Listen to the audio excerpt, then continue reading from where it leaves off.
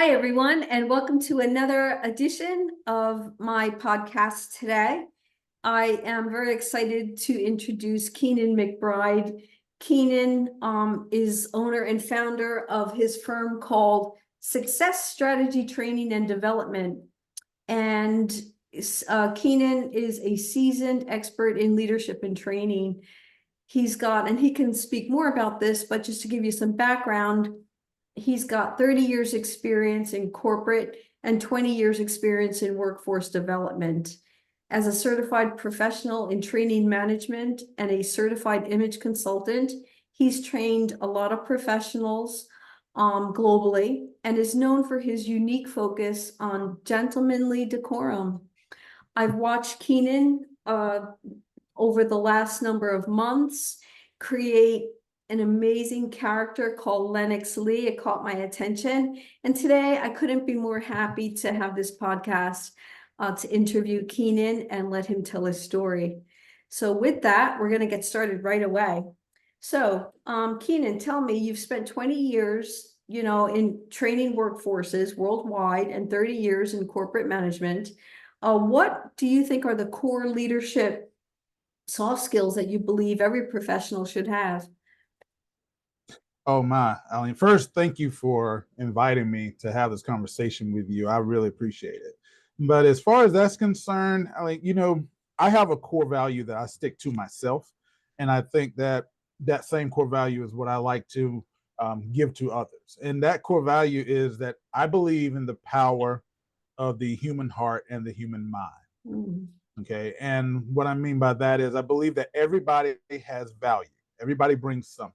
And the key to higher performance in that way is unlocking that value that each person brings and allow it to be fully utilized. When you're fully utilized, you can do wonderful things. And really you do that by tapping into the want to of that person. I read an amazing book, The Supervisor by Mildred Ramsey. I want to make sure I got the author correct. And she talked about the want to in a person. And that means really having three things. Having a person's hands. At a job, we have their hands for 8, 12 hours, however long the shift is. We have their hands, their proficiency, and their processability. But how much more would that be better or advanced if we also had their heads, their process improvement mindset, and their idea focus, thinking like an owner, in as far as our processes are concerned. And then finally having their heart, that internal drive for themselves and the organizational success, them wanting to be a high performer. And as far as soft skills, I think that a company or an organization has to establish principles for leadership and stick to them. And that's hard to do with the ups and downs of business, but establish what the role of a leader looks like. Incorporate more than just operational goals into leadership, but also interpersonal goals with your team. I have a model for leadership that I use in a leadership training course that I developed. And it's an inverted triangle where the role of a leader is wide across the top and conflict resolution is the tip of the triangle at the bottom. And it's proportion, really, to show that the more dedicated a leader is in performing his or her role, then the less time they actually have to spend in conflict resolution because everybody's on the same page. You and I worked together in the past in the manufacturing space for MES software, and I couldn't agree more. It's really, those teams that are really plugged in with that leadership that are the most successful. I find that teams that don't have that leadership, they fall apart. They just fall apart and they're not able to implement successfully. So that is really, really key. It's really key. So, one of the things I've noticed, in your new venture, is you focus on what you call gentlemanly decorum. I love that. And positive masculine role models, is unique in the leadership space. Can you, talk a little bit more about these values and your approach to leadership? Oh boy, yes, absolutely. Again, I just believe in being your best self, and there's a leadership model, success strategy training and development that I have. It's called the leadership triad, really. And it speaks to being an effective leader. You have to know the part of the leader. You have to act the part of a leader. And finally, you have to look the part of a leader. And a lot of people may kind of question that, about, okay, what does it mean to look? But I say you need all three of those aspects, because I feel like if I know the part and I act the part, then eventually I'm going to get kind of overlooked or passed by because I don't necessarily look like I know what I'm talking about. Versus if I act the part and look the part, but I don't know the part, then I'll flame out over time.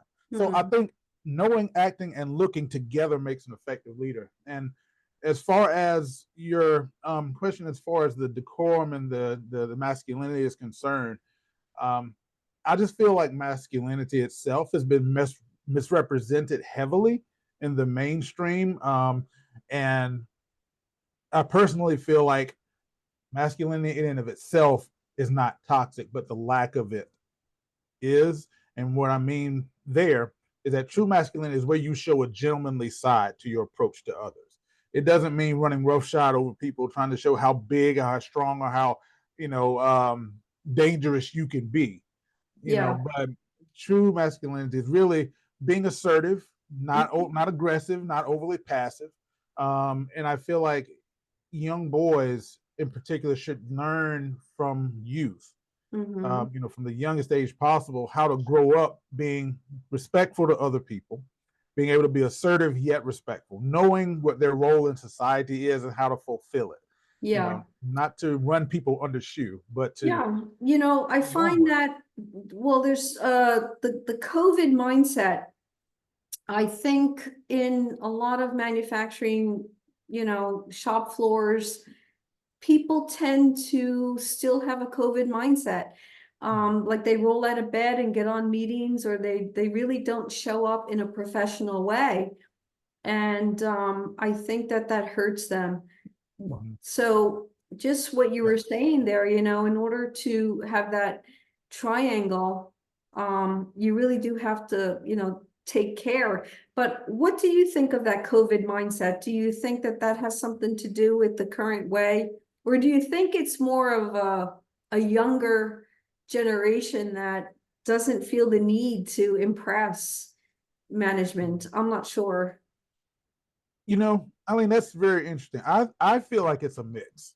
I think COVID made us comfortable with, I want to make sure I say the right word, with taking a little bit off of the, what we would normally add to the equation or bring. I have a saying that I use: is your look sets the table, but it's your knowledge that serves the dish. I think about, if I'm going to a restaurant, they can have the best food in the world, but if it's nasty, if the table's not, if things are not clean, or what, I'm not interested in even getting to the food. And so I think the same way about us in that society. I do think that the digital age has probably played a part in that, because it's taken away the need to communicate so much face to face. Yeah. And so, and of course, the younger generations have grown up in the digital age, and I think that has just become, I guess you could say, standard. Yeah, I mean, and the doing away with the old and embracing the new is something we all want. But I find that so many people, there's an old saying, you don't throw the baby out with the bathwater. Right. If we're in the tech industry, we still have to present a professional appearance, I think. So leading to my next question is, you've applied your corporate leadership training to raising boys with strong leadership skills. Can you share some key parallels between leading a team in the workplace and mentoring young boys at home? And that's a good one. I start with consistency. I think that's the number one.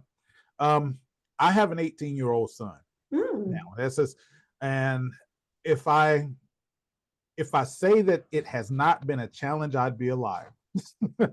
Mhm. You know, but it's okay because I think about my own father. I had a good role model, or have a good role model. I want to speak about him in pay. He's still with me. So, he helped me install a dishwasher the other day. So, I mean, hey, look, we're still doing things together, right? But consistency, I think structure has its place. It shouldn't change day to day or be inconsistent, because then the child or the workforce or whatever, they don't know what to expect from day to day. And so they're just kind of rolling with whatever comes. It's not going to be perfect. As a parent, I'm going to make mistakes. As a manager, I'm going to make mistakes. But the thing is attempting to be consistent. I think respect is the next one. I like to say, do not tolerate disrespect. And what I mean by that is not being belligerent.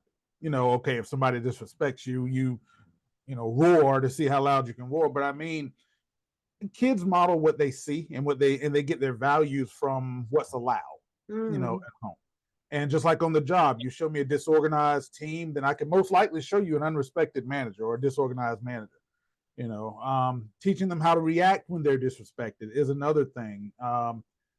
Like I said, not showing how dangerous you are when someone disrespects you, but how to firmly convey, maybe through questions or statements, that behavior is not accepted. Did you mean to say that I'm this or that? Or did you mean for this to say? So that way we can also clarify before we correct, so that we're not just, you know, Yeah, I love it. It's all about communication, especially when you're in a team, mhm, Keenan. Well, look, absolutely. we're coming to the next question, which is my favorite. And the whole reason for this podcast is your character, Lennox Lee. Can't wait for my audience to really, learn about this character that you've created. So, it's all about, your creation. Lennox Lee represents a creative fusion of personal identity and family legacy. Can you tell us how this persona came to be and how it connects to your work in leadership and consulting? Well, I mean, that's a funny story. Entertaining story. We were sitting around at my niece's house. My niece and her family, and she has two boys and a young daughter. And we were just talking about kids and the general way that kids act, maybe even in school, or things, their approach to adults and other things. And we were just saying how things are a lot different with what we expect or get from children now. A lot of kids don't know how to do a lot of the things that we did when we were a lot younger. And I think a lot of it's because we were taught certain things earlier. And we said it'd really be good, if kids had a way to dial into that, because they watch the videos on, Prime, the Nicktoons or whatever, and they see out there they're engaged in all these little videos. So if they had a little character that kind of did the same thing, and so I said, specifically started talking about with young boys. And um, I just said a little guy, maybe dress him in a suit, not to say, oh, you should dress in a suit, but just to convey, what he is, kind of like almost like a boss baby kind of approach. And I came up with Lennox Lee because Lennox is my son's middle name, and my middle name is Lee, and so is my father's. And so, so he said Lennox Lee. Actually, my wife came up with the name. She suggested that. So I don't want to be guilty of taking that from her.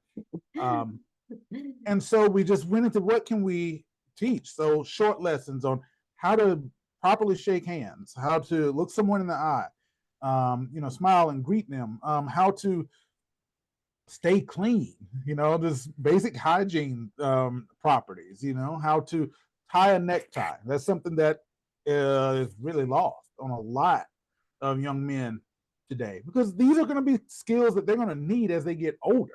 Yeah. You go into start looking for careers and jobs and things of that nature, applying for things, you're going to need to present yourself in a way that garners respect from others. And that's what Lennox Lee aims to do. And he's aiming at elementary school age children so that they can grow up with this. The good thing I really love about it is at the end of each book, there is an interactive part where the child can work with the parent to kind of grade them on how they're doing. So, little Johnny works with mom or dad to, I'm working on shaking hands, and mom can, judge and get, you did a good job with that one. And you can circle whether he was awesome, whether he did a good job, or, keep going or keep trying, nothing negative, but just a way to get parents and children together and working. It really relates to the adults too. And again, like I said in the beginning, I've been watching you on LinkedIn with your character Lennox Lee, and I've been in sales for MES for about 10 years, and what I have found is, especially engineers, I get it, you're coding or programming or whatever you're doing, they show up to meetings literally like they all bearded and like they stayed up late last night. It's just not professional. And when I'm on with a client, a pharmaceutical manufacturing company or medical device, I really want to present my company and my team as professional. And that's really what got me interested in Lennox Lee. So I was very interested to see what you were doing with this character. And you talk about young men and little boys and training them. I'll tell you, some adults could, utilize some of that as well. So, I wanted to make that point just because everyone's online doesn't mean you don't need to dress appropriately. Would you agree with that? Wholeheartedly. And I would love to start to kind of shift eventually some of it toward that for maybe corporate application. Because you're right, it does cross over, and so those lessons are very important. I hope that in the future we can have another video, and maybe we'll talk about this after we're done today. MES is very complex, as you went through it, in your last role, but it's very complex. And I think a lot of times end users really don't understand what the software can do. I've said this so many times, to leadership, CEOs, VP of technology, end users don't understand what you're talking about. You understand it, but they don't. And perhaps developing a training using an animated character would really help end users in quality and operations understand the MES. So perhaps we can, talk about that and have another video on that. I'd love to have that discussion, because I agree. I mean, I think the principles cross over, and especially within business now, and just really helping people to grow. So it's about themselves, not necessarily trying to tell you what to do, but it's giving you things to help you be the best you that you can be. Matter of fact, that's Lee's tagline: teaching me be the best me that I can be. Right. And you're not trying to be me. I'm not trying to be you, but I want to be the best me that I can be. Exactly. So Keenan, talk about your vision for the future, like with your experience and initiatives you're passionate about. Where do you see the future of leadership development heading? And how can companies and individuals adapt to prepare for this evolution?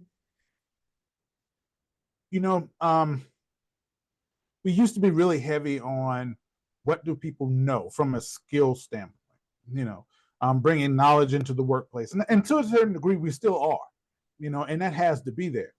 However, I really see with the up and coming generation and with things the way they are now, some of the things we've talked about, that there's going to be more of a focus on people-focused development, the interpersonal skills, some of those things that may have been passe or icing on the cake before. Some of these are going to be foundational things, I think, now, because a lot of this is lost art. In this digital world, the more that we graduate, hire, and promote from the digital generation, and with others that may have come through, COVID had an impact, then the more interpersonal leadership skills will end up kind of going down if we don't address it. And so I think with this communication and appreciation for others, That seems to be at the top of every company's wish list when you say, hey, what are we lacking? So I think there's your focus. And I really think the more we can do on that end, I think the better we'll be. Yeah, I would definitely have to agree with that. For listeners who want to implement some of your principles, what one actionable step can they take right now and start improving their leadership skills or mentoring, your leaders in their lives? Develop consistency and develop your competencies. So I mean by the consistencies and competencies, your consistency is being able to do it, sustain things over and over, and stick to it. What is your level that you're willing to accept? What are we aiming for? What does success look like? And then the competencies. What competencies are needed to get to that level? As far as communication is concerned, as far as respect for others is concerned, as far as the knowledge piece. Where's the bar set? And so, I really think that we have to start addressing that kind of thing now and not look at soft skills as soft skills are nice to have, but these are integral parts of professional development that a lot of people don't have as much as they used to. And so I think we need to focus back on that. And I think we'd see a result, of doing that if we did. It's common sense, but at the same time, it's simplistic. But if it's left out, teams cannot move forward. Right. I've been on so many meetings with pharma manufacturing, medical device manufacturing.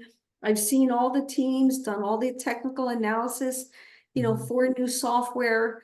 I've seen training, and then end users confide in me that they have no clue what they're even talking about. Mm-hmm.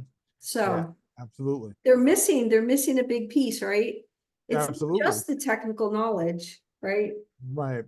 If you ask a group of people what kind of qualities make a good leader, and you ask them to just give you 10 or so, 8 or 9 of those 10, I just about guarantee you, are going to be things that we classify as soft skill.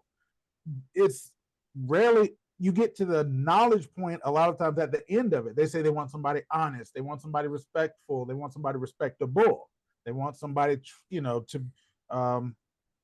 know what they're doing. That's the knowledge piece. But you also want somebody that you can talk to. All of those things, communication, those soft skills, a lot of times way down that conversation. Exactly. Well, look, we're almost out of time, and I thoroughly enjoyed this conversation today. If people want to get a hold of you, tell us how they can get a hold of you, and how can we help you? How can we help you get the word out, promote, this great work you're doing? Well, easy way is connect with me on LinkedIn. I mean, I love meeting new people that way. My profile is public for anyone to be able to see it. So I'm right there under Keenan McBride there. My website currently is successstrategytraining.com, and I have a contact us portion in that website where that comes straight to me as well. And so the way that, I guess, the biggest help right now, they help me spread Lennox Lee. He's on Amazon right now. Volumes 1 and 2 are now available in both paperback and in the Kindle version. Okay. The benefit of the paperback is you can actually write in it with your child. Okay. But it's there in both versions. But Amazon.com, type in Lennox Lee, or either Lennox Lee Teaches Me, and he'll be smiling at you, the thumbs up. All righty. Well, I'd like to thank you again, Keenan, for joining my podcast today. For all of my audience, like Keenan said, his books are available on Amazon. I'll be putting a link below. If you haven't already subscribed, please hit the subscribe button and the like button if you like this content. And with that, we'll say goodbye. But how about in the future, we have another session, and we can talk more about, what you're doing and how Lennox Lee has evolved. I'd love to, Ellie. Okay, Really would. thanks, everyone.